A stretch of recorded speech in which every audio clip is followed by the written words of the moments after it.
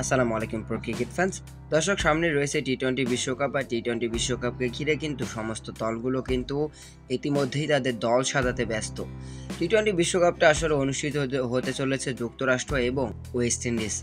তাই তো ওয়েস্ট ইন্ডিজের সকল প্রাক্তন খেলোয়াড়দের নজর থাকবে এই টি-20 বিশ্বকাপের যে কোনো একটা কাজে তাদের দলে ফেরানোয়।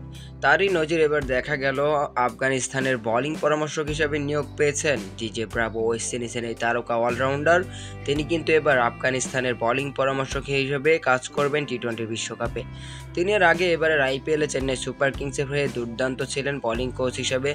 তিনি কিন্তু চেন্নাই সুপার কিংসের বোলারদের পাল্টে দিয়েছেন বলতে গেলে। আমাদের মুস্তাফিজের কথাটা একটু ভাবেন।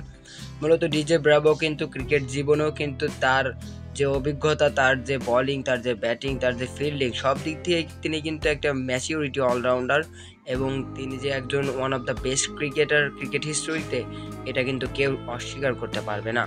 তাই তো আফগানিস্তান ক্রিকেট বোর্ড এরকম একজন লিজেন্ডারি ক্রিকেটারকে নিজেদের ডেরায় ভিড়িয়েছে, তাও আবার ওয়েস্ট ইন্ডিজের মাঠে টি-20 বিশ্বকাপ সেজন্য। তো বুঝতেই পারছেন, এবারে টি-20 বিশ্বকাপে আফগানিস্তানের জার্সিতে দেখা গিয়েছে ও ডিজে ব্রাভোকে, মানে আফগানিস্তানের প্র্যাকটিস জার্সিতে। সেখানে আফগানিস্তানের বোলিং পরামর্শক হিসেবে তারা নিয়োগ দিয়েছে এবং তারা অফিসিয়ালি এটা জানিয়ে দিয়েছে।